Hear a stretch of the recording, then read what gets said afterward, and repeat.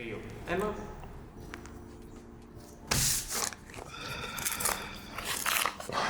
Τι είναι αυτό, Μάστορα? Οι ερωτήσεις. Ξεκινάμε. Λοιπόν. Να ξεκινήσω, ρωτάω. Μπορεί να διαβάσει. Πώς διαλέγεις... Όχι, από την αρχή. Από την αρχή. Τι, όλο, το διαβάζω όλο. Οκ, ωραία. Αγαπημένοι σεφ, καλωσορίσατε στο Loop Podcast Series. Έπρεπε να βάλω τα γυαλάκια μου. Μπροστά σας θα βρείτε τις βασικές ερωτήσεις που έχουμε ετοιμάσει ειδικά για εσάς, καθώς σας καλέσαμε στο Loop Podcast Series για να μοιραστείτε τη δική σας οπτική και εμπειρία.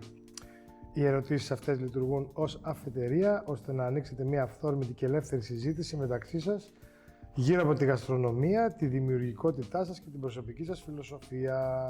Πάρα πολύ ωραία μέχρι εδώ. Πάρα πολύ ωραία. Έχουμε 3 ερωτήσεις. Ξεκινάμε. Τις διαβάζω να τις δείξω. Μπορεί να διαβάσει. Λοιπόν, ερώτηση νούμερο 1. Πώς διαλέγεις ποιο υλικό θα πρωταγωνιστήσεις σε ένα πιάτο και γιατί? Μάλιστα.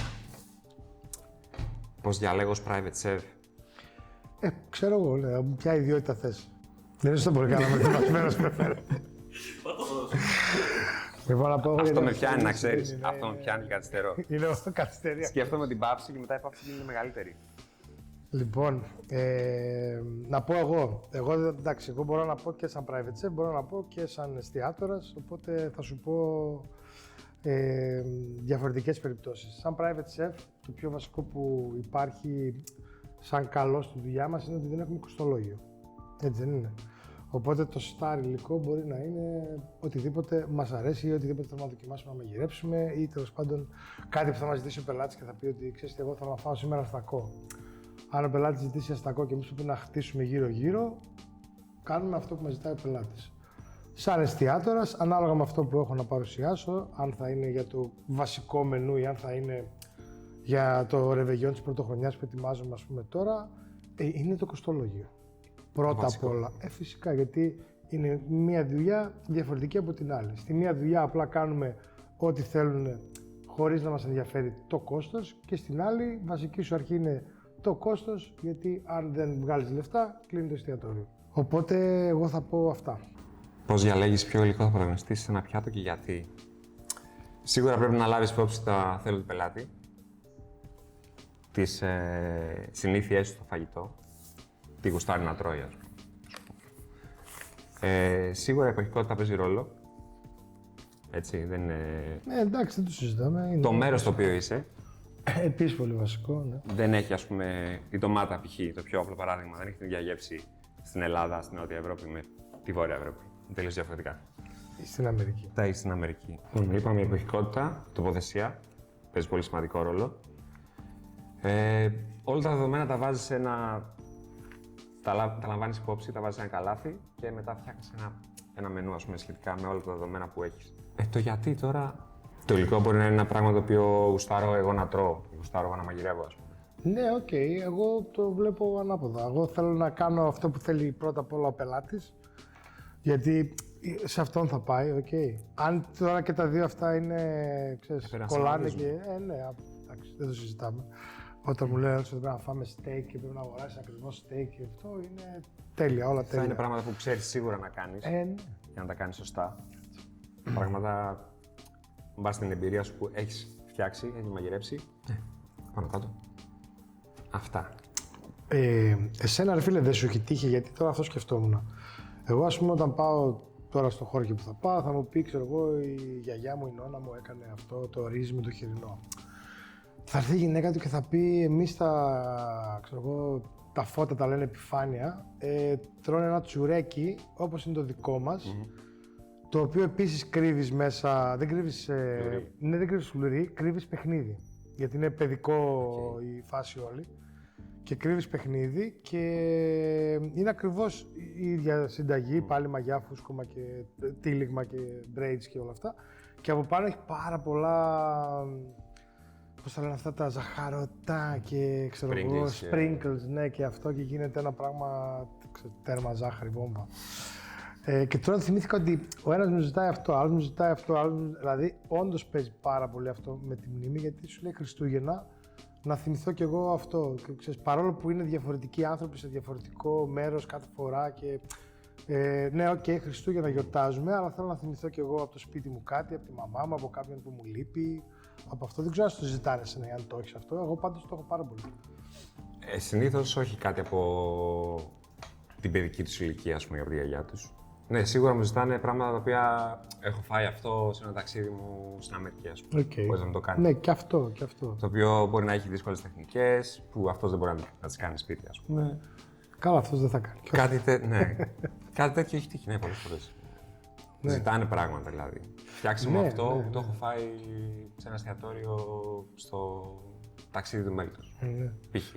Και μετά, ας πούμε, οι δυσκολίες στη δικιά μας τη δουλειά, εγώ, ας πούμε, κάθε φορά που πηγαίνω στο βουνό, ενώ έχει τα πάντα, να πούμε σε εισαγωγικά, ας πούμε, που μπορείς να βρεις για να κάνεις τραπέζι, δεν έχουν ψάρι.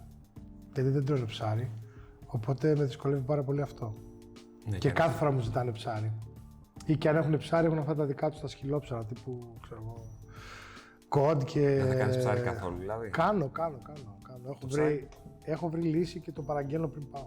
Το παραγγέλνεις και έρχεται στο βουνό. Ξηρό πάγο και είναι σούπερ. Και εντάξει, τώρα έχει 2-3 στην Αμερική αυτό πάντα, έτσι, γιατί στον Άγιο Δομήνικο βρίσκεις. Όχι πάλι εύκολα, μην νομίζεις, αλλά βρίσκεις. Αλλά δεν είναι όπως εμείς που όπου και να κοιτάξεις γύρω θα πετύχεις ένα ψαράδι, μια λαϊκή κάτι. Είμαστε ευλογημένοι. Ναι, εντάξει, τώρα ευλογημένοι. Ωραίο ΦΠΑ. Ευλογημένοι. Όχι ρε φίλε, απλά λέω ότι ενώ πας στην άλλη άκρη του κόσμου και μπαίνεις σε ένα σούπερ μάρκετ και λες «ΟΚ, είμαι στον Άγιο Δομήνικο», ξέρω εγώ, ας πούμε, εγώ τόσα χρόνια που πάω, βρίσκω τα πάντα γιατί έχει πάρα πολλούς Ιταλούς τουρίστες, οπότε έχουν αγορά. Έχει γενικά πολλούς Ευρωπαίους και Άγγλους πάρα πολλούς, έχει κατευθείας πτήσεις. Οπότε έχει πάρα πολλά τέτοια πράγματα, ξέρω εγώ, αλλά δεν έχουν για κάποιο λόγο άχνη ζάχαρη. Δεν έχουν. Δεν υπάρχει σαν προϊόν. Και στο πιο πρώτο να θες να κάνεις μια συνταγή και ξέρω εγώ από το σούπερ μάρκετ να πάρω άχνη, δεν έχει άχνη ζάχαρη να πάρω. Πάρα πολύ απλό. Υπάρχει φρέσκια μπουράτα, αλλά δεν έχει άχνη ζάχαρη. Το πιο απλό, ας πούμε, ένα υλικό το οποίο εδώ πέρα μπορείς να το βρεις παντού. Ναι. Εκεί πέρα δυσκολεύεσαι.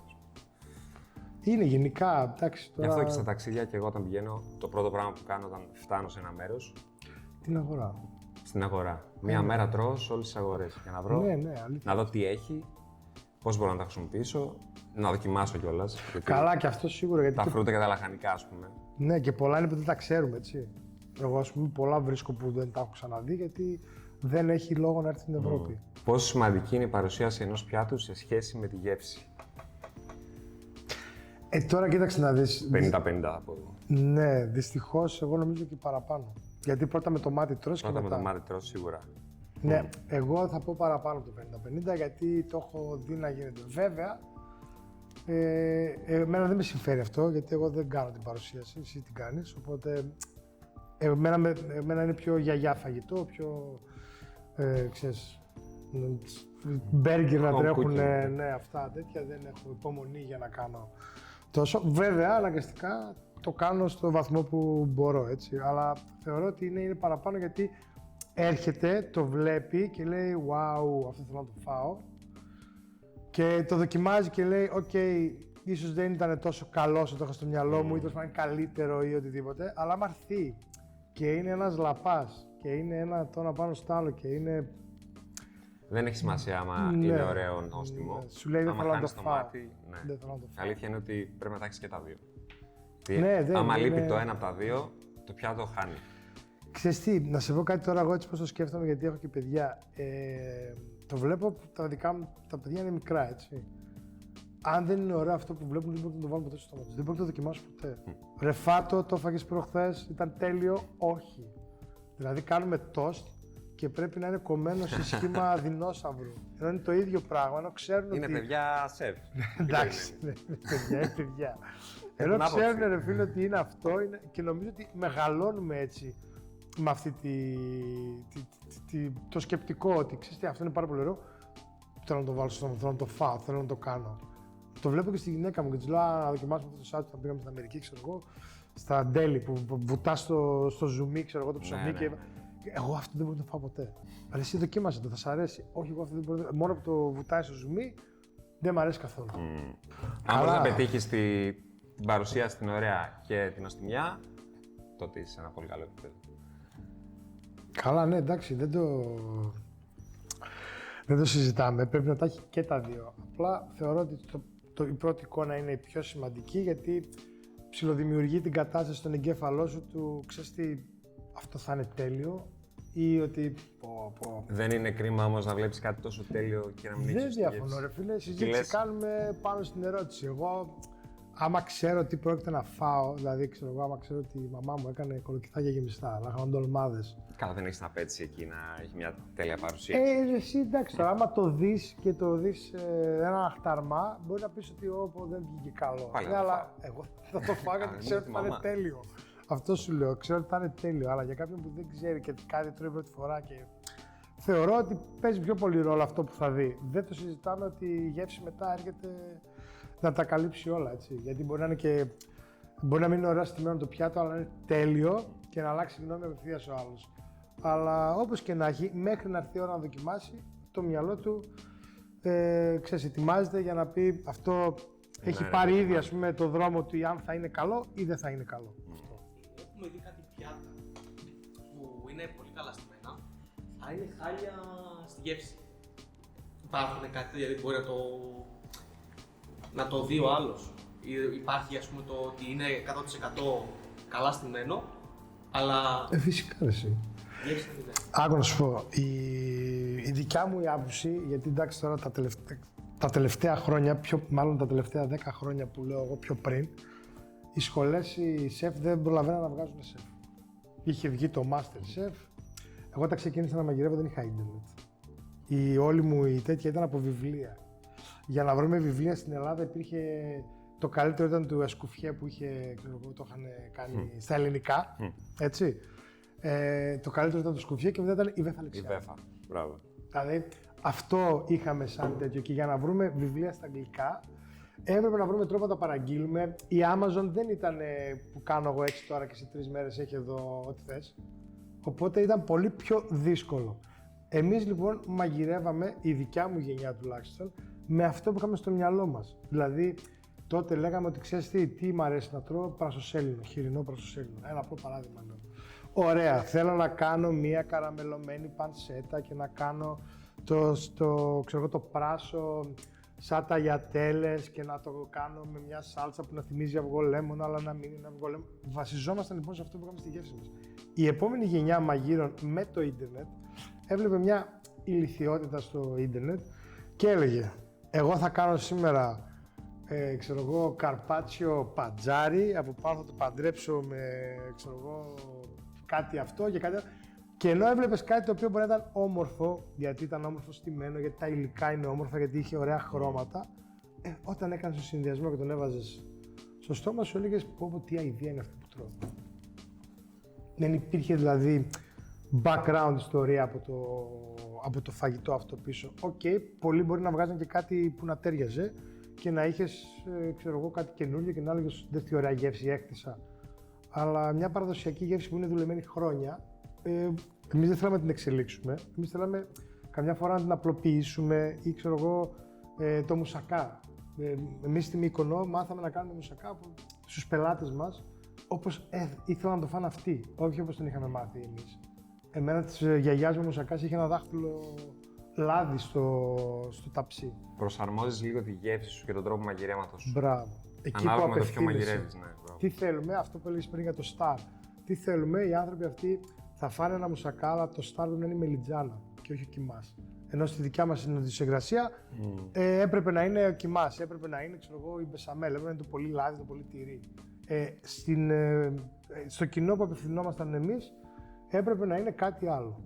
Γι' αυτό μετά όχι τις μελιτζάνες θα τις ψήσουμε στο φούρνο για να είναι πιο ελαφριές, όχι θα τις ψήσουμε στη σχάρα τελικά, όχι μετά θα τις κάνουμε κάτι άλλο, όχι θα τις κάνουμε πουρέ μελιτζάνα, όχι.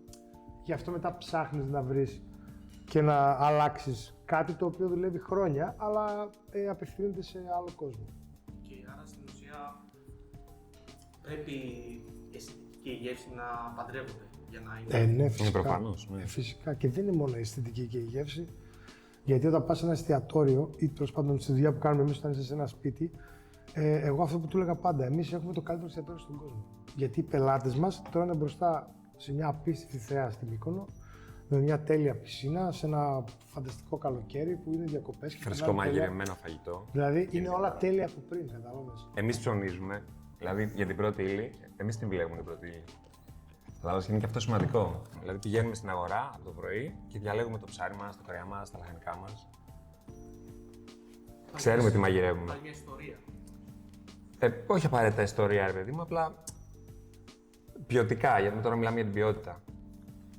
Όταν ο σεφ επιλέγει και το υλικό που θα μαγειρέψει, ξέρεις ότι πάνω κάτω θα είναι ποιοτικό. Τι σημαίνει για σένα η λέξη προσωπικότητα σε ένα πιάτο? Προσωπικότητα σε ένα πιάτο.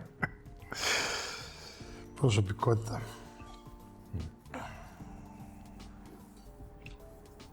Γεύση. Κοίταξε να δεις, εγώ έτσι όπως την καταλαβαίνω την ερώτηση τουλάχιστον, νομίζω ότι να βγάλεις τη δική σου προσωπικότητα σε ένα πιάτο, οπότε θεωρητικά ο τρόπος που μαγειρεύεις ή ο τρόπος που τρως ή ξέρω εγώ, αυτό που έχεις στο μυαλό σου να αποτυπωθεί σε ένα πιάτο και να δώσεις στον άλλο να το καταλάβει. Ναι, οκ. Έτσι το ακούω. Νομίζω ότι έτσι θα μπορούσα να το βάλω προσωπικότητα σε ένα πιάτο. Αυτή είναι η δικιά μου οπτική. Και είναι γιατί έτσι το τρώω εγώ. Είναι γιατί έτσι είναι... Έτσι έμαθα, έτσι... Βάσει εμπειρίας έχω μάθει να το μαγειρεύω, με τις τεχνικές μου, με όλα ας πούμε. Έχω και ωραία ιστορία σε αυτό στο βουνό. Εν τω μεταξύ στο βουνό, σε αυτόν τον πελάτη που πηγαίνω, έχεις πάει και εσύ μια φορά, το ξέρεις χρόνια, τέλος πάντων, ξέρεις και το σπίτι και όλα αυτά. Ξυπνάει μια μέρα το αφεντικό, εμείς λέμε, ξέρω, αυτός που πληρώνει πάντα είναι το αφεντικό. Και ξυπνάει ο Χόρχε και λέει, ξέρεις, λέει, τι θα να φάσουμε για πρωινό, ενώ συνήθως τρώει, θυμάσαι το σπαμ, σπαμ με αυγά. Ξέρεις, λέει, τι θέλω να φάω σήμερα, εσύ θέλω να φάω, λέει, ένα grilled cheese sandwich. Ξέρεις, μου λέει, να κάνεις. Γιατί θεωρητικά αυτό είναι αμερικάνικο, έτσι. Τόστ με τυρί. Ναι, τόστ με τυρί, αλλά όχι στην τοστιέρα, ρε παιδί. Εντάξει, παίζουν τα τυριά, παίζουν τα μούτρα, παίζουν όλα, παίζουν αυτά. Τέλος πάντων μου λέει, ξέρεις να κάνεις, λέω, Χόρχε, λέω, φυσικά ξέρω να κάνω, λέω, άσε να το κάνω εγώ. Εντάξει, το σπίτι έχει την μπλάντζα, την ωραία, είναι οκ. Το καλύτερό σου. Το καλύτερό μου, λέει. Μα είναι η προσωπικότητα. Και ξεκινάω και φτιάχνω ένα πύργο, γιατί είχα προβολόνε, American Jack, ό,τι μπορείς να φανταστείς. Ξεκινάω, κάνω ένα πύργο, παίρνω και μια τσανάκα βούτυρο και αρχίζω και βάζω βούτυρο και βούτυρο και βούτυρο. Και τέλος πάντων το πατάω από εδώ, το πρεσάρω από εκεί, το ξαναπατάω από εδώ. Είχα και καλό ψωμί γιατί έχει εκεί πέρα προζυμένια πολλά. Και το ετοιμάζω, το κόβω, τον βάζω και μια πίκλα από δίπλα, ξέρω, του το δίνω να το φάει. Και μου λέει, ρε εσύ, λέει, τόσοι Αμερικάνοι σεφ έχω φέρει, ξέρω εγώ, εδώ πέρα, γιατί τόσο σε φάσεις. κανένας. Τόσο χωριστέρι. Μου λέει, δεν έχω ξαναφάει πιο ωραίο γλυτσίς. Μου λέει, δεν το περίμενα ότι αυτό. Ναι, αλλά αυτή είναι η δική μου προσωπικότητα, ρε φίλε. Είναι ότι δεν μου φτάνει, είναι ότι θέλω του χοντρού, το κανονικά. Ναι, θέλω να φας σάντουιτς και μετά να μπορείς να αναπνεύσεις, να νιώθεις ότι κατάπιες ένα πλοίο, πώς το λένε, ρε παιδί. Και είχαμε γελάσει τόσο πολύ, μιλάμε τώρα, έτρωγε ξανά, έτρωγε, με λέμε μην το ξανακάνεις, αυτό σου πάθει καλό. Να μην το έχουμε. Ναι, αυτά που λες με την προσωπικότητα. Βγαίνει η προσωπικότητα, αναγκαστικά που λέει το βλέπεις, βγαίνει. Υπάρχει στους σεφ Μύκονος σαν κεντρικό ένα προσωπικό πιάτο? Για τον καθένα. Εντάξει, ναι, για τον καθένα, γιατί εμείς είμαστε... Υπάρχουν πιάτα τα οποία ξέρουμε εμείς, εγώ με τον Αλέξη, βάσει εμπειρίας, ότι... Καλά, εμείς είμαστε και 17 χρόνια όμως συνεργάτες, έτσι. Δηλαδή, παραπάνω από 17 χρόνια. Κάπου εκεί. Όχι, του χρόνου, το 6, το 7 δεν είναι. Ναι, το 7. Το 7 πρώτη φορά. Ωραία. Σε 2 χρόνια θα κλείσουμε 20 ετία. Ναι, ρε παιδί μου, εντάξει, τέλος πάντων. Και εμείς τώρα, σαν προσωπικά, εγώ ας πούμε, το βασικό πιάτο που στη Μύκονο 20 χρόνια δεν το αλλάζω ποτέ και αυτός το κάνει διαφορετικά, αλλά εγώ θα το κάνω έτσι και το έχω δείξει και το κάνει με δικό του, είναι ο μουσακά στο τσέρκι. Δηλαδή, όταν κατάλαβα ότι οι πελάτες μας θέλουν να φάνε το μουσακά γιατί το δοκιμάζουν, αλλά τους φαίνεται βαρύ και... έβγαλα λοιπόν τη δική μου εκδοχή τότε πριν 20 χρόνια που την έβαζα σε ένα τσέρκι, το έστεινα, το έκανα, το έβλεπε και ο Άγγελος, οκ. μεγαλώνοντας αυτό το άλλαξε. Αλλά θεωρώ ότι είναι ένα πράγμα το οποίο το κάνω κάθε καλοκαίρι 20 φορές το λιγότερο. Εγώ αγαπημένο φαγητό έχω το τζιγεροσαρμά. Δεν ξέρω αν το ξέρεις. Είναι ένα πάρα πολύ βαρύ φαγητό το οποίο το έκανε η γιαγιά μου συγχωρεμένη. Και η μία μου γιαγιά έχει πεθάνει, η άλλη μου γιαγιά ζει και οι δύο το κάνανε, αλλά η μία το έκανε κάθε Κυριακή που θα τρώγαμε μαζί. Δεν πά να είχε ψάρι, δεν πά να είχε αυτό, δεν πά να είχε έξω χιόνια, δεν πά. Είχαμε τζιγεροσαρμά στο τραπέζι πάντα. Και είναι τζιγεροσαρμάς. Εγώ είμαι από την πόλη. Τροπή. Εγώ η καταγωγή μου είναι από την πόλη και τα φαγητά μας ήταν πολίτικα. Και αυτό είναι ένα φαγητό το οποίο είναι όλο το εσωτερικό του αρνιού. Δηλαδή τα σηκώτια του με ρύζι, φρέσκο κρεμμύδι, ξερό κρεμμύδι και μυρωδικά, φουλ, άνηθο, μαϊντανό, δυόσμο, το οποίο μπαίνει μέσα στην μπόγια. Μπόγια είναι η κοιλιά του αρνιού. Δεν τον βλέπω ψημένο. Δεν ψήθηκε καθόλου. Για να καταλάβεις, όταν παγώσει αυτό, δηλαδή άμα δεν φάμε όλα τα ψήρια παιδί μου και παγώσει, είναι όλο άσπρο από το λίπος, όλο άσπρο. Ναι, τέλος πάντων. Είναι κάτι το οποίο εμένα είναι το... Σεφσκής. Το αγαπημένο. Δεν βάζει καθόλου αυτά, αλλά Εντάξει, αυτό, μας σου είπα το φαγητό είναι μνήμη, εσένα τι σ' αρέσει, για να σου δώσω να καταλάβεις, εσένα τι σ' αρέσει. τα μπέργκερ. Δεν είναι παιδικό αυτό, αποκλείεται. Σκέψου κάτι άλλο. Τα μπέργκερ τα έμαθες τώρα. Πες ότι. Πάμε, κατάλαβες. Είδες. Το παστίτσιο όμως γιατί έτρωγες ένα πάρα πολύ ωραίο για τα δικά σας δεδομένα παστίτσιο. Γιατί εγώ, άμα το φάω, μπορεί να σου πω ότι. Δεν μ' αρέσει. Γιατί ξέρω εγώ, το κάνει η δικιά σου μαμά. Η δικιά μου μαμά κάνει καλύτερο παστίτσιο. Φίλε, αυτό είναι όμως πολύ βασικό. Βασική αρχή είναι τι κάνει η μαμά. Πες ρε και εσύ, άντε. Εγώ θα είμαι πολύ απλός. Εγώ είπα μόνο τι τρώω, δεν είπα τι μαγειρεύω. Πες εσύ. Εγώ θα είμαι πολύ απλός στο τι τρώω. Μακαρόνια με κιμά με 1 κιλό φέτα. Το ακούω. Με 1 κιλό φέτα. Το ακούω. Εγώ θέλω δίπλα και μαρούλι σαλάτα να ξέρεις. Σκέτο μαρούλι κρεμμυδάκι φρέσκο. Τα ακούω. Τα ακούω όμως. Ένα πακέτο μακαρόνια Ναι, ρε, και σαλάτα. να σπάει λίγο, ενδιάμεσο, να σπάει λίγο. Ναι, αλλά είμαι μαζί σου. Ναι, αν μου λέγες top 5, θα το είχα μέσα στο top 5. Σίγουρα. Είναι ψηλό στάνταρ. Σίγουρα. Καλά Ναι, μαγειρεμένα οκ. κιμά. Ναι. Και Το φέτα. ακούω. Οκ. Και για πες τι... Το αγαπημένος, να μαγειρεύεις. Να μαγειρεύω. Ξεμάζω πολύ τα ψάρια, βασικά τα ομά ψάρια. Ναι. Καρπάτσια, ταρτάρ. Μ' αρέσουν οι όξινες γεύσεις εμένα και μαζί με το ψάρι έρχεται μαζί και είναι με αλατάκι, με περάκι, με μυρωδικά, Εντάξει, με οκ. ελαιόλαδο. Δηλαδή βάζεις λίγο ψάρι μαριναρισμένο σε όξινα, ας πούμε, σε λίγο φρικανισμένο ψωμί και λίγο ταραμά δίπλα και είναι ιδανικό. Δεν θα διαφωνήσω. Είναι ένα ωραίο γεύμα για μένα αυτό. Δεν θα διαφωνήσω, μου αρέσει και εμένα. Είναι από τα πράγματα που τρώω και εγώ πολύ. Και μαγειρεύουμε έτσι, δηλαδή Καλά, το ναι. φτιάχνουμε συνέχεια. Ναι, εμένα το αγαπημένο μου φαγητό, γιατί το σκέφτομαι τόση ώρα, να μαγειρεύω, θεωρώ είναι αυτό που θα μου ζητήσεις που θέλεις να φας. Τέτοιο λάδι στον πάτο. Όχι ρε φίλε, είναι αυτό που θέλεις να φας. Γιατί γουστάρω πάρα πολύ που θα μαγειρέψω άμα με ζητήσει η κόρη μου, ξέρω εγώ, πατάτες με αυγά. Που είναι πάρα πολύ απλό, αλλά επειδή μου το ζητάει και θέλει να το φάει και το περιμένει, η διαδικασία που το περιμένει είναι το καλύτερό μου. Οπότε γουστάρω το φαγητό που θα μου ζητήσει να φας, κατάλαβες. Εκείνη την ώρα γουστάρω αυτό, δεν έχω αγαπημένο. Και αυτό είναι το μυστικό το οποίο Ναι. σε κάνει να το κάνεις και καλά.